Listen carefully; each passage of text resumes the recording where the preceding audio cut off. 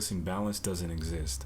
You know, if you can find balance where you're like, you know, I did this and I did that and it was perfect and I just balanced it perfectly, you know, either you're in a different tax bracket than we are right now, or I'm trying to get there, but right now there's really no such thing as balance. I think it's more about prioritization and what you want to create time for. I'm Andre, and this is the Speak Your Life podcast, where we talk about everything as it relates to education, careers, values, mentors, and anything to do with purpose. We do this one impactful conversation at a time, whether it's solo dolo with yours truly or our amazing guests to share stories, industry insights, encouraging words, and calls to action that can help you get closer to your why. Become a part of the Speak Your Life community by subscribing today to the podcast and following us on Twitter, Facebook, and Instagram at Speak Your LYFE, because life without your why is meaningless.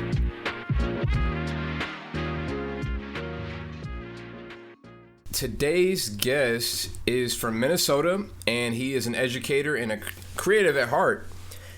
He had an idea to create connections and capture memories through a coffee table book affectionately titled Rules for Life. Over time, this idea evolved into a card game, but the vision still stayed the same. Please welcome Brandon Slaughter. Thank you.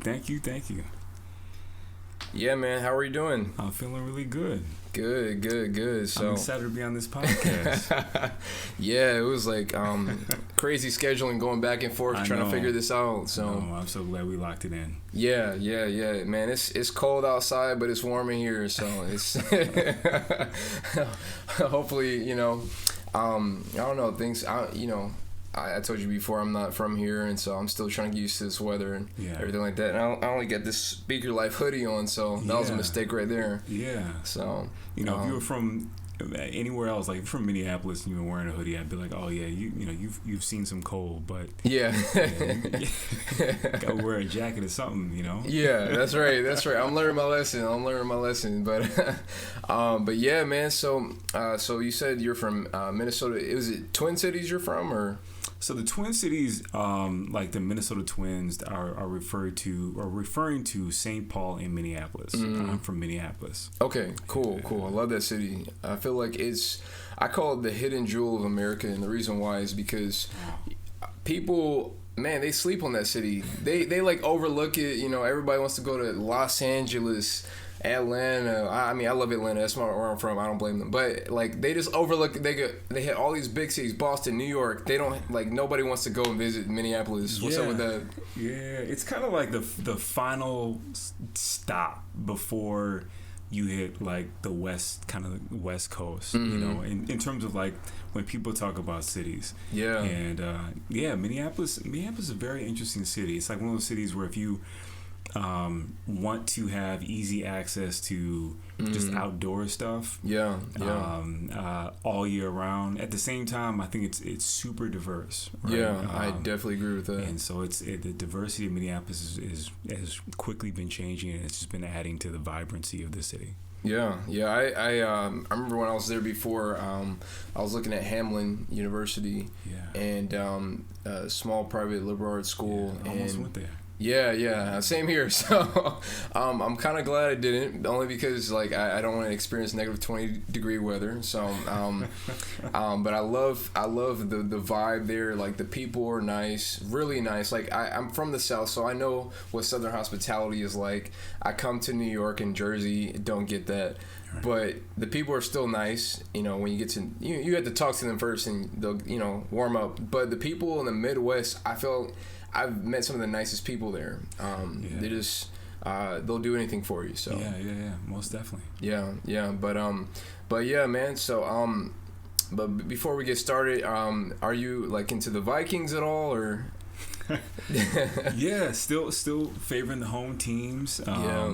Vikings and T-Wolves. I can't say, I'll root for the Twins, but I'm not like the biggest baseball fan. Like I'm like one of those, like when October starts. Let me know. Yeah, that's right. But Minneapolis, definitely hometown hometown sports teams, you know, to the death of them. Man, because they're in the playoffs. They beat the Saints 2 times in a row now. So, yeah, man, the Saints just can't catch a break when it comes to the Vikings. Well, I don't know about that because I think we lost to the Saints on our way to the Super Bowl. Oh yeah, that's right. When Brett Favre of all people was the I remember that quarterback. sack. Yeah. So I just want to, man. Maybe this is, coming full circle.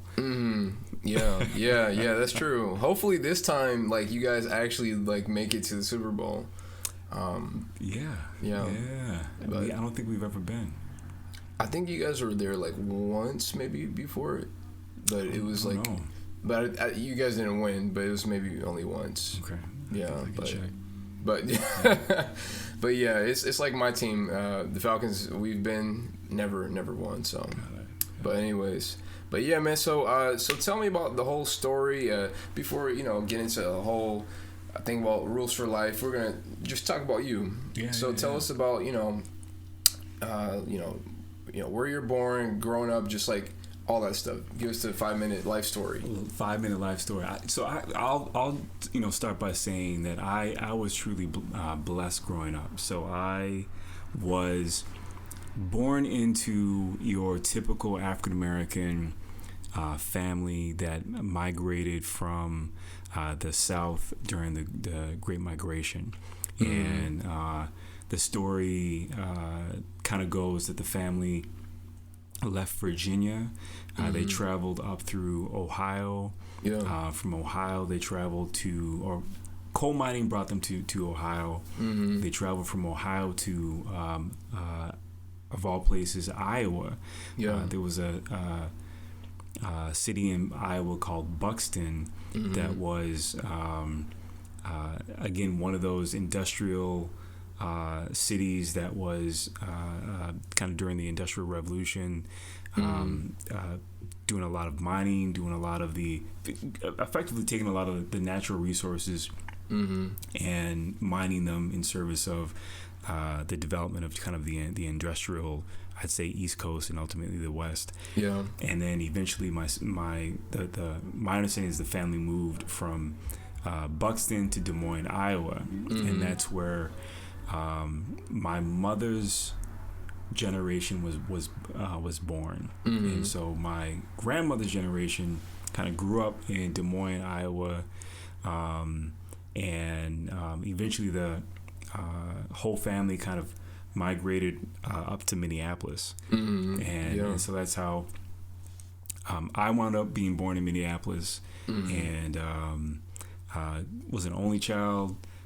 Grew up with a bunch of cousins, and one of the interesting things about my family is the reason I have a sense of all of this history because they did such an amazing job of saving it.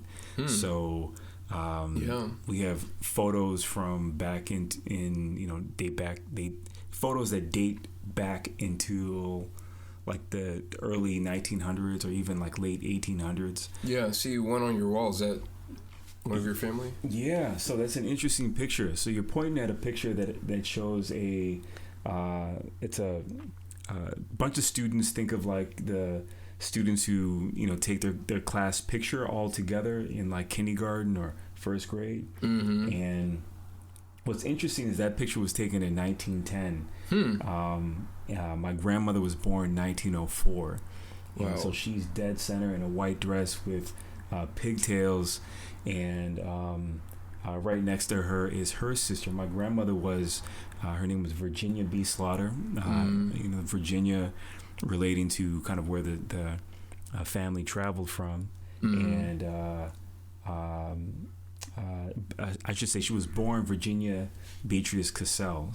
Slaughter was her surname. I can come back to that. Yeah. But what's interesting about the picture that you're looking at is that it is a integrated classroom. And in 1810, that's interesting. Yeah. So if you think about kind of where we are in 1910, we are 2 years away from World War I. We are kind of in the early stages of the Great Migration. You have, still a very segregated United States, right on the heels of Plessy versus Ferguson in 1896.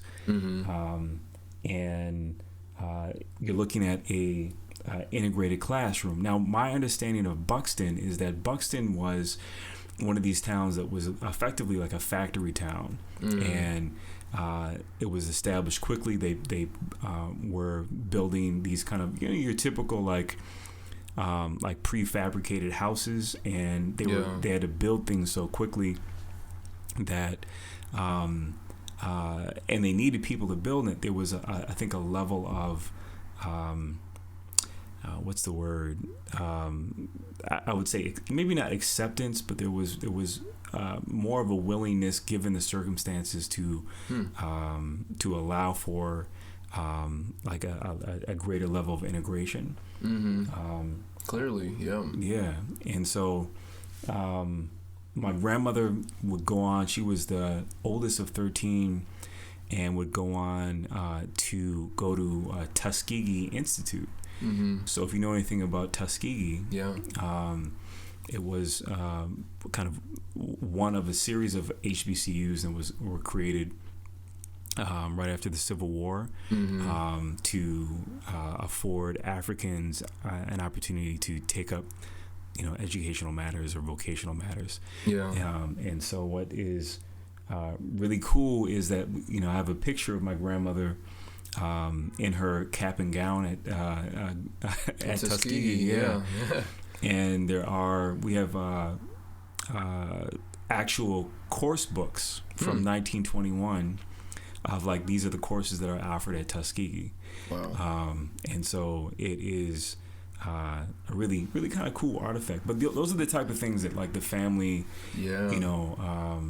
kept and held on to. And so jumping ahead, a little bit about myself. So I grew up in kind of an interesting circumstance. I was an only child, and I tell people I was born late in my generation. So my grandmother Virginia had 3 daughters. Alva was the oldest, Nancy was the middle child, and later came my mother, Cheryl, and so my Aunt Alva and Aunt Nancy had their kids probably about like 10 to 15 years before my mother had me. And so when I came into the family, I was very much like the youngest. And because of the circumstances, my mother and father did not stay together. We grew up, or I grew up with my grandmother. And so a lot of this, I was like probably I had the benefit of having my grandmother in the house all the time, as opposed to a lot of my cousins, and was partly raised by her. So all of this kind of family history and background, I got a chance to kind of tap into and absorb. That's pretty awesome. Man, most people don't get to experience that. They hear about it, but to see the pictures or to like see, books from Tuskegee, that's a whole different, Is it? Yeah. You can see it just, with your own eyes instead of just hearing about it with your ears. So I'll tell you kind of an interesting story. My grandmother, her full name was Virginia Beatrice Cassell. So I was, born, had a chance to grow up with her, but when my mother was choosing my name, I don't have my father's middle name or last name. He didn't influence it. So my mother, my grandmother married a Leroy Slaughter, and so my middle name and surname are borrowed from both my grandmother and my grandfather on my maternal side. And so my middle name is Cassell, which is my grandmother's original surname, and then my last name is Slaughter. And so why I'm telling you this is because I think the icing on the cake, maybe, to this story and all the history behind it is, if you follow the Cassell family line back through my grandmother, you'll run into a Francis Woodson, and if you keep going back and back and back, you'll eventually hit Thomas Jefferson and Sally Hemings. And so if you don't know the story, Thomas Jefferson had a slave concubine. Oh yeah, I heard many. Yeah. Yes. And her name was Sally Hemings. And so it's a really interesting piece of like the family narrative and family history, because I think I am blessed to be kind of one of a handful. I have no idea how many African Americans can really trace their lineage back to like the 1800s, but to be able to do that has been really truly a blessing. And probably these are some of the factors that pushed me to become a history teacher. Why I fell in love with teaching that's history. Really awesome. So that's me. That's a little background about my family and who I am. Nice. So like let's speed up past 1800s and now Yes. and into the present moment. How did you get into the whole card game, and how did that come about? Tell that story. Yeah. So the Rules for Life has kind of an interesting background, and it's kind of evolved. I'll try to make it. I wish it was juicier than it was, but it's really that's okay. It's really not. Just tell like it is. Yeah. So back in the day, I used to teach, and I held down a like part-time job, hustling. Yeah. And the job I held down was at a FedEx office. You go in there and make copies, send packages. Did that on the weekends, and I loved it because as a teacher, I could come in on the weekends and just print anything I wanted.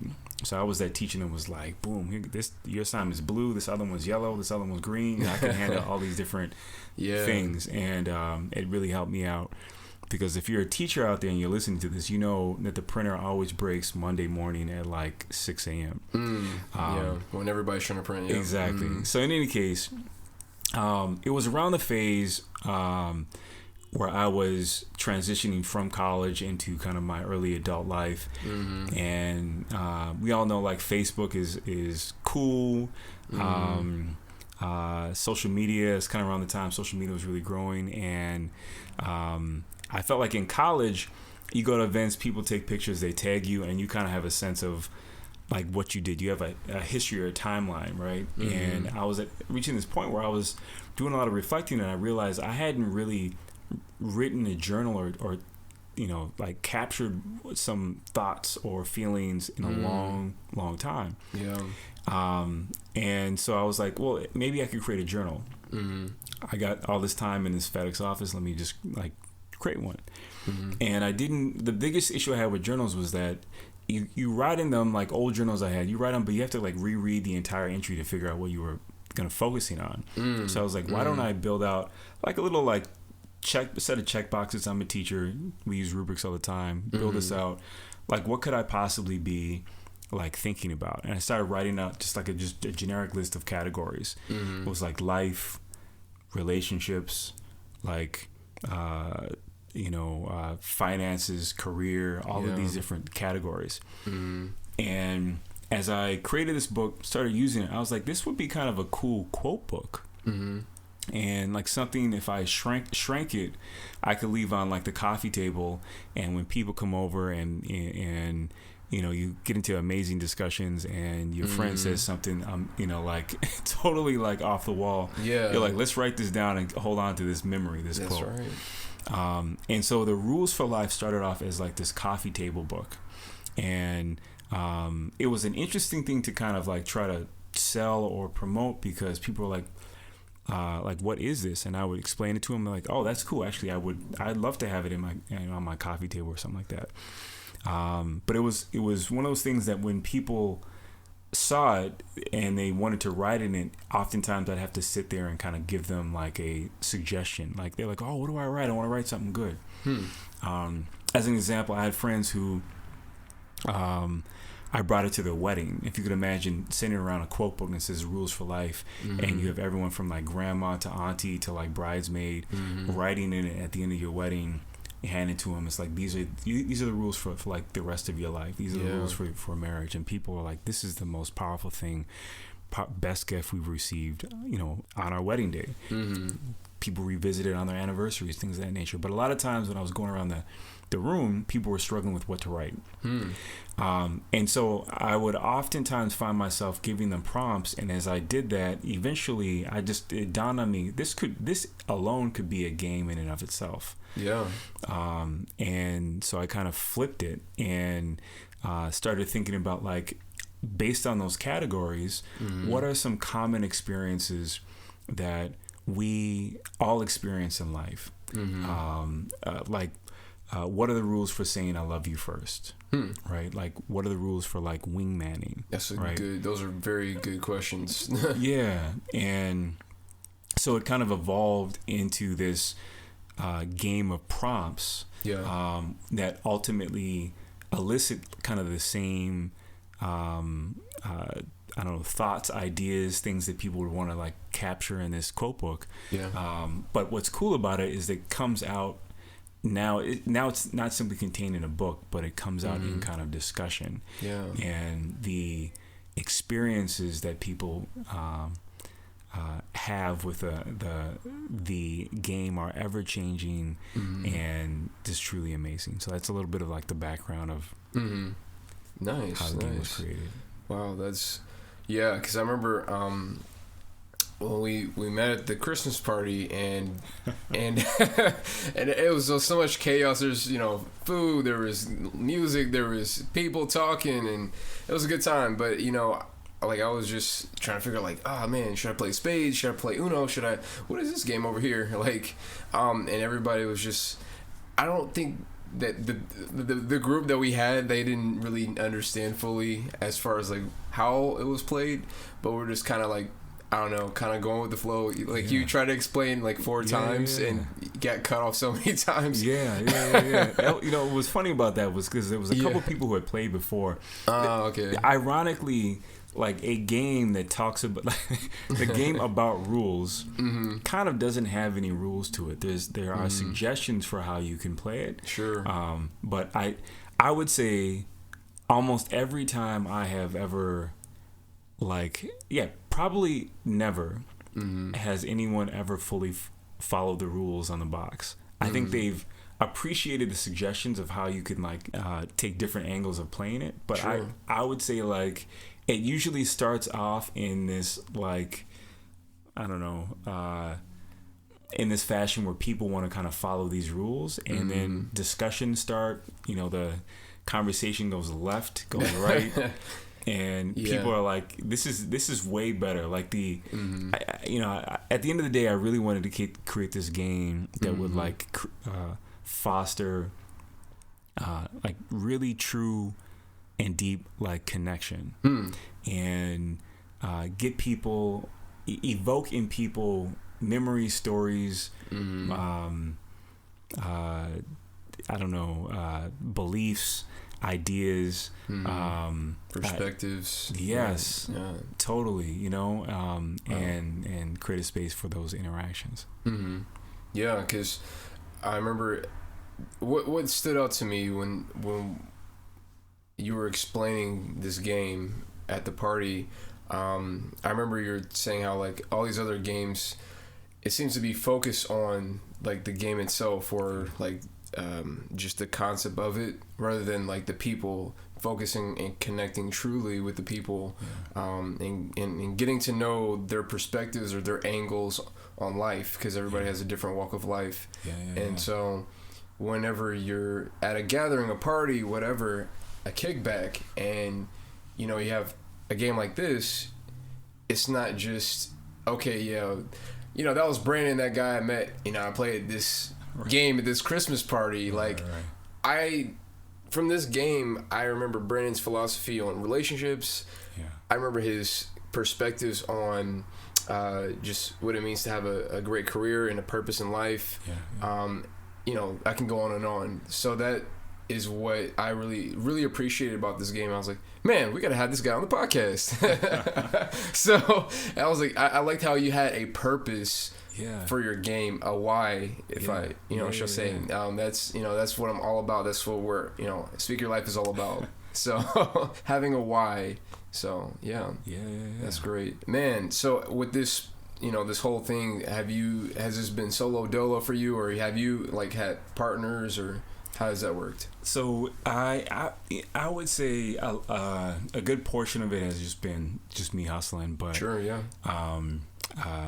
There have been a number of people that have like stepped in and helped me out along the way. Mm-hmm. I would like give a huge amount of credit to my whole I'm just gonna call them my Wakulla Street family.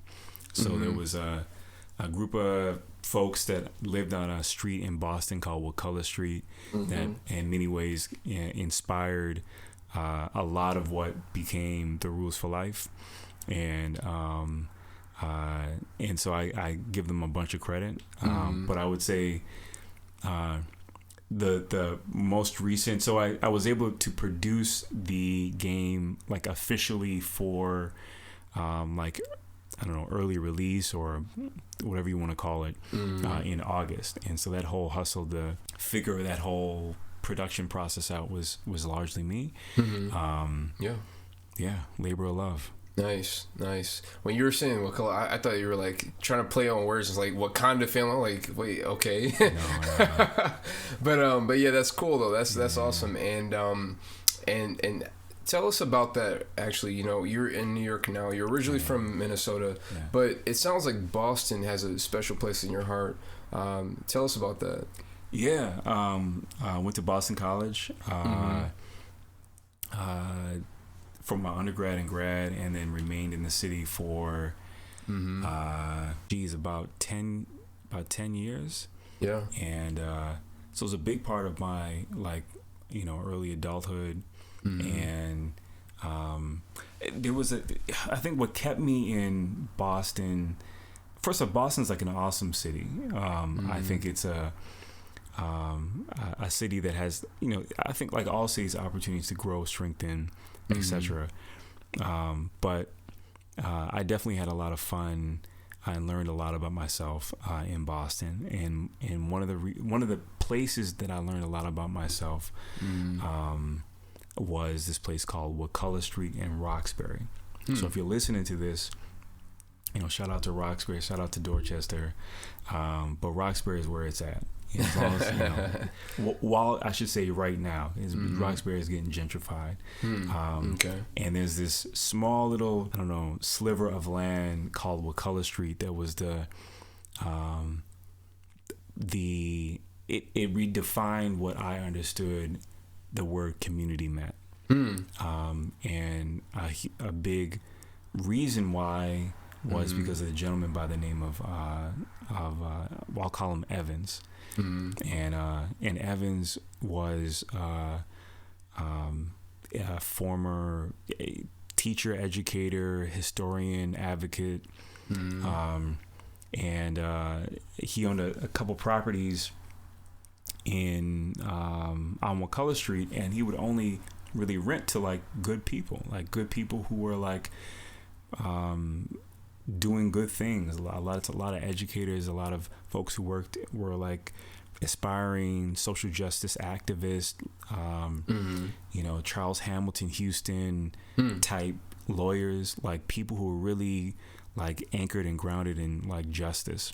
And so there was this synergy, this level of connection. There was like people feeding off each other in terms of reading books, having conversations, and just a level of like cooperation and community that I'd never experienced before or after.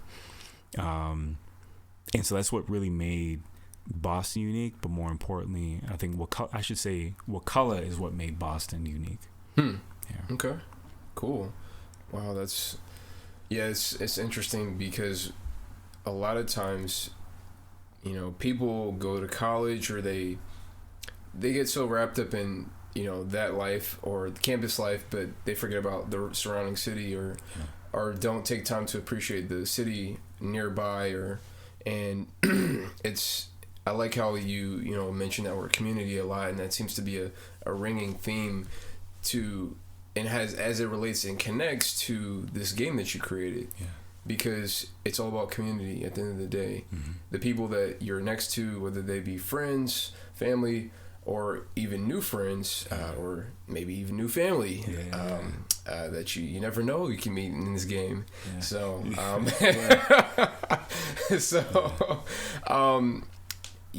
that's really important. And because, bringing people together, in a world where we're so divided by technology, screens, social media, and it's good to sometimes just go back to old card games, or just old-fashioned, just stuff that people used to do, that they kept their network strong, they kept their relationship strong. Mm-hmm. Those things, looking somebody eye to eye while they're explaining their philosophy on life, or just hearing their story through answering certain sort of questions based off a category they selected in the stack of cards. So that's really cool. I really appreciate that word community. I love that. Thank you.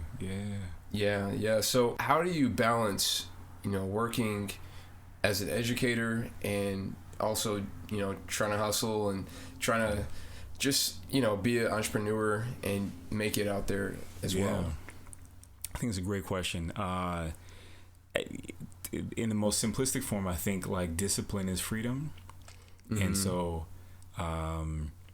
I think this idea of really owning your schedule and owning what you're going to prioritize in your life, and for what reasons, I think is the only way you can kind of create balance. I would also just say that, like, to a certain extent, and I remember having a great discussion with a good friend, and they said something that stuck with me where they were like, listen, balance doesn't exist. If you can find balance where you're like, I did this and I did that and it was perfect and I just balanced it perfectly, either you're in a different tax bracket than we are right now, or I'm trying to get there, but right now there's really no such thing as balance. I think it's more about prioritization and what you want to create time for. Mm-hmm.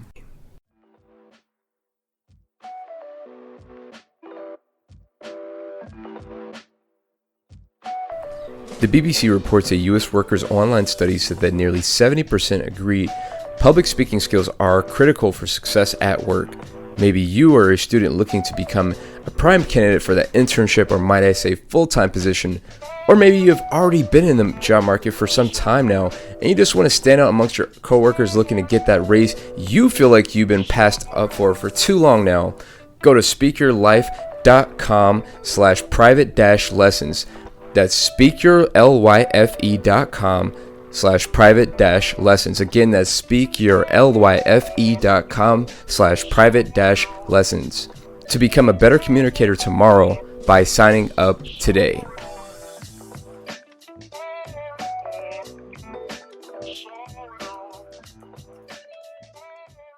One of my friends, I like to call her one of my big sisters, she would say that to me. She's like, Andre, she's helping me with my schedule, and she's like, Andre, stop with this whole balance thing. Just stop it. It just doesn't exist. You need to prioritize your time. And I'm just like, man, it's hard. It's hard because, you want to be able to, I guess, give your energy, you want to give your time to things that matter most to you, and spread out as equally as you can.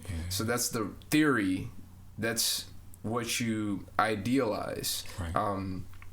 That's, I guess you could say, that's a utopia.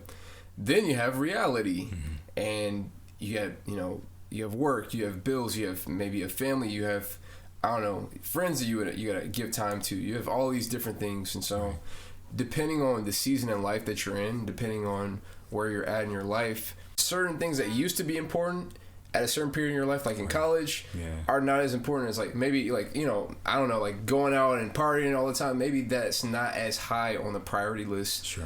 You know, as you know, whenever you get older, you know, you have maybe you want to go out still. You want to have a good time, but it's not as high on the priority list.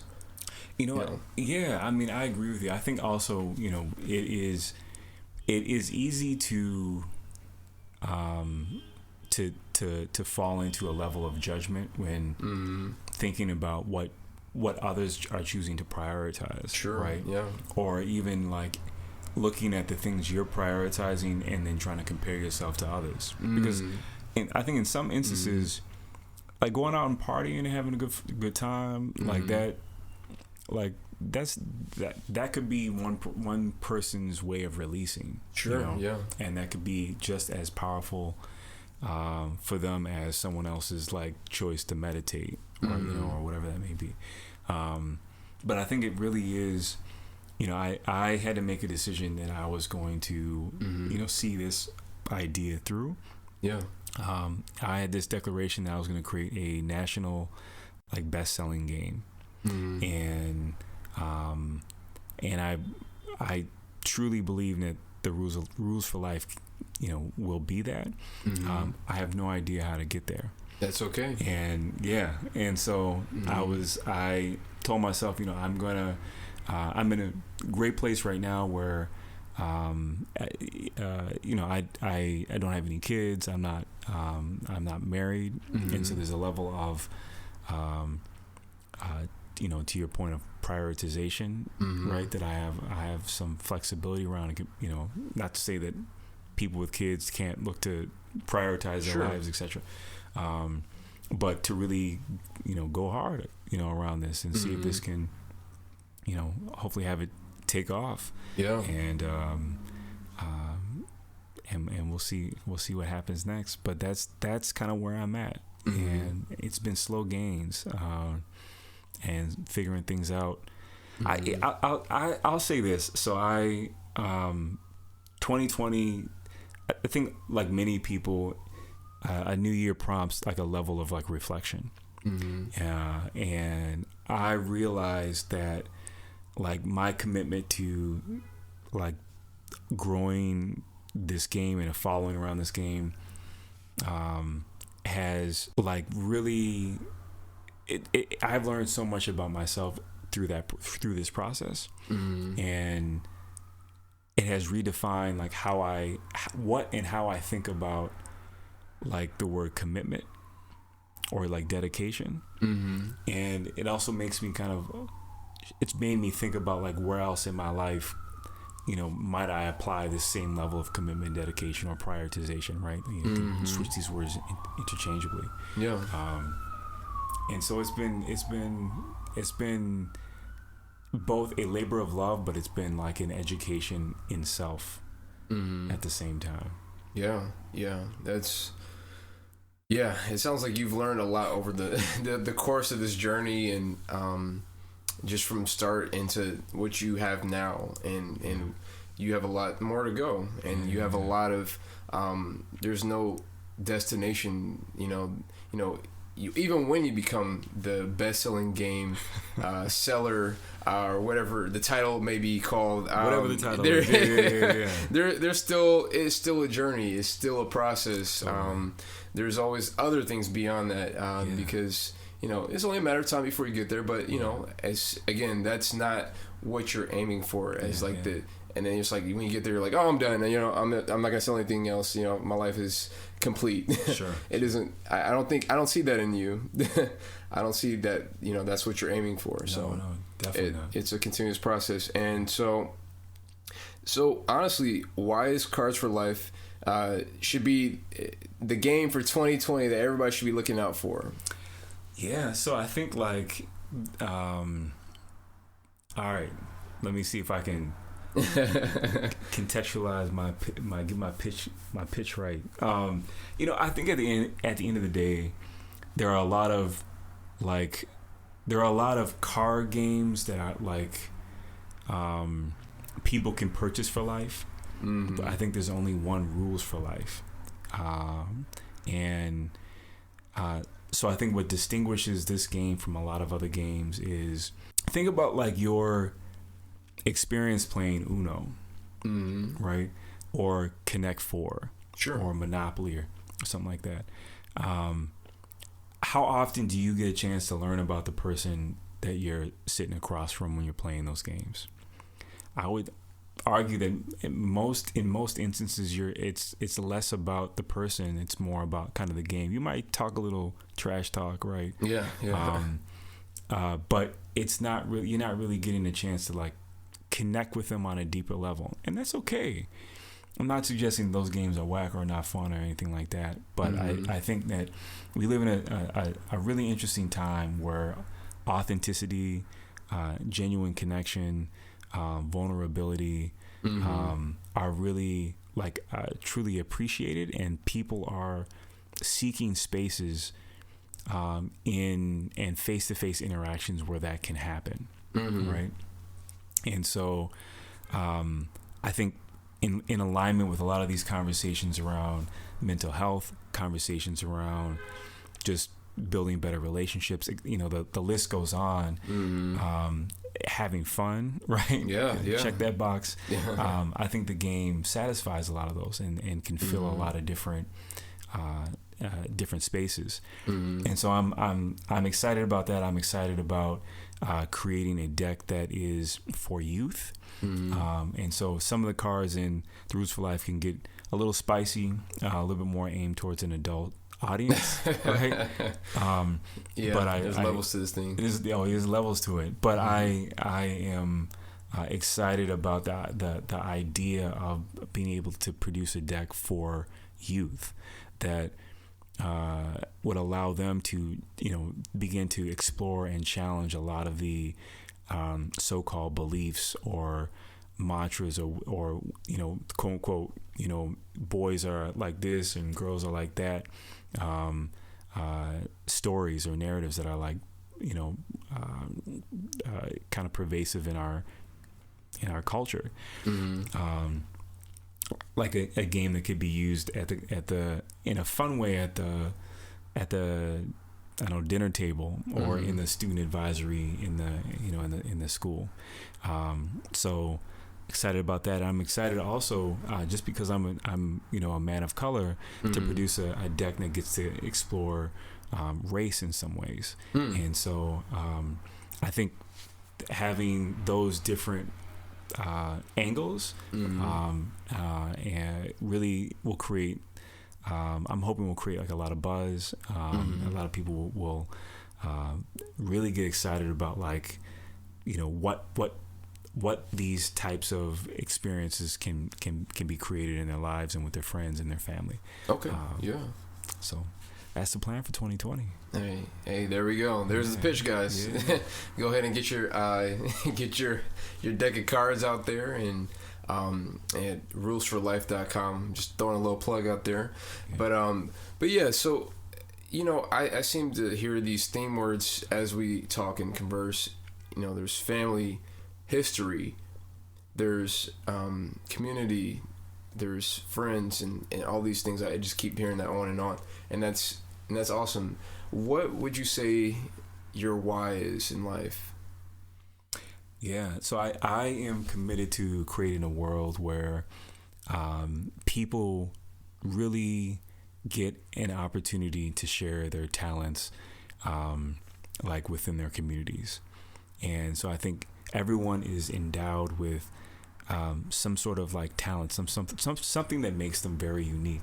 I can't say that we're always given an opportunity to share that, and I think oftentimes those talents are not necessarily only for us. Meaning, like, think of the most beautiful, I don't know, singer you've ever heard. Yeah. If you could imagine if she just kept that voice to herself or himself, you know, we would be robbed of a amazing experience. Yeah. And so what that translates to me is, like, in education, I think there are opportunities oftentimes in the classrooms and after school and before school, or you know, in the theater program or on the court, to really have an opportunity for young folks to share kind of whatever talents they have. I do a lot of work in kind of administrative parts of education, and I love trying to facilitate meetings, retreats, etc., where people get a chance to share their talents, their knowledge, their wisdoms. And I think the Rules for Life falls in line with that, because I think when we start connecting with each other and start having these discussions, I think there's so much wisdom, knowledge, ideas, perspectives, and connection that's created. And so that's the larger why, because I think at the end of that, and through sharing talents, etc., gifts, like, you get to create deeper, more vibrant and rich communities that are connected. That's great. Yeah. Sounds like a presidential speech, doesn't it? And I approve this message. There you go, guys. Brandon Slaughter for president, 2020. All right. It's a little bit too late to throw in your card now, but you never know. If the Roots for Life pops off, I got money. I might. You can fund your own campaign. Yeah, exactly. Just jump in. But yeah, that's cool, man. And so, you talked about your why, and you talked about community and all that stuff. What would you say, if life is, we look at life like a house, what would you say will be one of the pillars, one of the foundational pieces of that to stand on, that your house or your life stands on? Oh, I think it circles back around to where we started. I'm very clear that I'm standing on the shoulders of an amazing family history, and some just stoic, proud, bold, committed people. And yeah. One of those that would have to be family. Yeah. Well, it's quite apparent that you guys don't even have to. You don't even have to bother with the Ancestry.com. You don't have to bother with 23andMe. You save time, money. Y'all get all the family history that It's just like, that's something I wish I could have. Yeah. It's really beautiful when, especially African Americans, just know where they're coming from, knowing their history. Yeah. Because we're a people that I would say, out of many races and cultures and ethnicities out there, we don't know where we come from as much as anybody else does. And that's really sad. It's really sad, but it's encouraging to see, and hear your story, and as you're sharing today, and it's really encouraging. So I definitely will be picking up a 23andMe ancestry test real quick. So you're inspiring me to want to know my family history even more. Like I know bits and pieces. I know some cool stories here and there, but knowing it deeply is so important, because I hope to have my own family, and I want to share some stories with them, and I want to share all the great things that my family, my ancestors did, that maybe I don't know. Maybe I don't know every single thing about them, but maybe I know significant highlights, and that's something awesome to pass down. That's something significant to pass down. So I really appreciate you sharing that about your family. So yeah. All right, so we've come to what we call question of the day. This is a segment where we just it's more relaxed setting, and we are just asking you a random off the cuff question. Okay. All right. I'm ready. Are you ready? I'm gonna try. All right. So today's question of the day is, if you were, we were talking about presidential office, right? But real quick, do I get a chance to ask you a question? You can. Okay. Go for it. I'll ask after your question. Okay. Perfect. Yeah. So, kind of going off the theme of, you were talking about, we're just joking around about running for president. If you were in office today, which holiday would you eliminate? There's holiday? so many holidays out there. It's like ridiculous how many holidays we have every single day. We have like National Puppy Day. We have I love dogs, but I'm like we have National Siblings Day. We have National Carpet Day. I'm just like, but are those actual national holidays?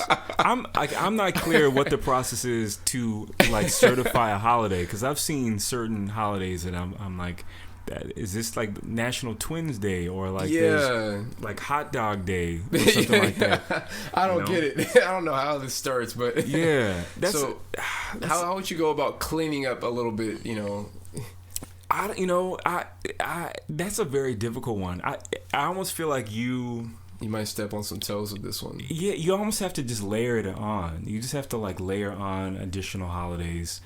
Because I don't know if I'm totally cool with there being, I don't know, the hot dog day or whatever. That doesn't annoy me. If I could do the American people any like service, I think it would be to add actual national holidays in which they, like, I don't know, like they didn't have to go to work. That would be like my goal. Like, all right, it's a very generic, because I mean I know I'm an educator. But, I think that there should be a like parent-teacher conference day where like starting almost like voting, where it's like the last however many hours you get off. It's like whenever that day is, maybe it's twice a year. Sure. It's just like you get to leave work at lunch and you get to go to like a parent-teacher conference. I think it is... I don't know. I feel for parents. It's always a struggle, particularly as you get higher in grades. To get parents there. I think that could be really like a really useful, like, to everybody. You know. Yeah. Everyone would benefit from. I guess unless you're a teacher, you have to be at work. You wouldn't have it off. But everybody else, would benefit. Well, I guess. Well, if you don't have kids out there, and if you're not a teacher, then this holiday does not affect you. So what about us? What about all the young professionals who don't have kids yet? What about us? How does that benefit us? The first thing that comes to my mind is like I feel like there needs to be we could add an additional day after January 1st, like just called like January 2nd, or I guess January 1st should be like Recovery Day. I don't know. It's like National Reflection Day. I don't know, something where people can let me reflect on my life. Or the other, maybe another cool idea would be to add like some sort of like half a year mark. That'd be kind of cool. So we honor the first of the year. Why can't we honor like, hey, it's 6 months in, into the next, that could be another interesting. I don't know. I'm pulling off the top of my head right now, but yeah. Okay, you're gonna have to explain me more on that one. I'm just thinking like, I think if we as a society, all you people out there listening, that what is today, like January 8th? Is it 8th or 9th? January 9th. Yeah. I guarantee like 50% of your listeners have either not started or have already given up on their New Year's resolutions. It's a random statistic out there that probably alludes to what you're saying. Yes, something like that. If you haven't, you stay strong. But why not have a mid-year kind of like, I don't know, recommit, like day where it's like it'd be the mental health day / half year mark / like get my life right. Moment. Let me end it off right. Exactly. Mark. Yeah. That's the best I can do. That's okay. That's pretty good. Cool. And what was your question for me? Oh man. Okay. Let me think of a question.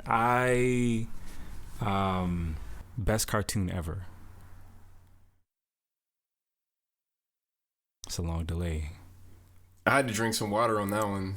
I had to take a nice sip of water just to buy me some more time. As you're thinking, I'm just going to throw this out here. I think one of the biggest travesties we've ever witnessed as a society, like that, I hope there's a bounce back to this, but the decimation of Saturday morning cartoons, right? The impact this has likely had on cereal sales, right? Yeah. Like, I can't even fathom. But it's terrible what kids have to experience, what adults have to experience. But I'm curious if they were ever to bring back Saturday morning cartoons, the cartoon that all kids should be watching and adults if they missed it would be. Man, I was thinking of two, but I was thinking between Tom and Jerry and Arthur. Okay. Because Tom and Jerry, I know it was way before my time, but it was just a classic that every kid, no matter what generation you came from, right, you just watched it. That was just a standard American thing. Yes. Like that was a rites of passage to teenage life, honestly. Because if you didn't watch Tom and Jerry as an American kid, like what are you doing with your life? Right. That's the only cartoon that didn't require words. It's just you were just entertained just by a little mouse running around, and you had this cat chasing after it, and just like all these little crazy things that are happening. And so, man, but I'm gonna have to go with Arthur, man, because I honestly relate so much to it, because me and my sister would joke around and say like, I'm Arthur, you're DW. We would grow up saying that all the time. And she used to be the tattletale snitch and tell me every single thing I'd done. Like, and being the oldest, I used to have to, take on, I don't know, all the, everything she blamed me for, even if it wasn't my fault. So, it just reminded me so much of my family, Arthur. So I love that. I used to watch it every single day on PBS Kids, coming back from school. So, yeah, Arthur, that's the one. That is the one. So, but anyways, man, thank you so much for joining this podcast today. It's been great, just having this conversation. No doubt. And guys, you're out there, be sure to check him out on Instagram. That's Rules for Life. That's rules with a number 4, and that's life for life. I would just put the in front of it, or else you might find other things. So the rules for life. Oh, excuse me. Yes, that's right. The rules for life. That's right. Correction. The rules for life. You can find him on Instagram and his website, and that's therulesforlife.com. Again, that's The Rules for Life. Check him out. Buy a stack of cards today. They're running at $10 right now. Yeah. So if you happen, I'm not sure when this is gonna air. We had a little Christmas, New Year sale, but in general, if you get this after, I don't know, the end of January, they'll be $15, which is a steal. When you think about some of these other games out there.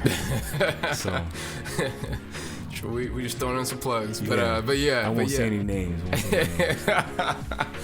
But yes, thank you so much for joining. And all right, guys, thank you so much for listening to today's episode. Be sure to subscribe to the podcast, follow, and share with all your friends. We'll see you next time. Love you guys, and take care.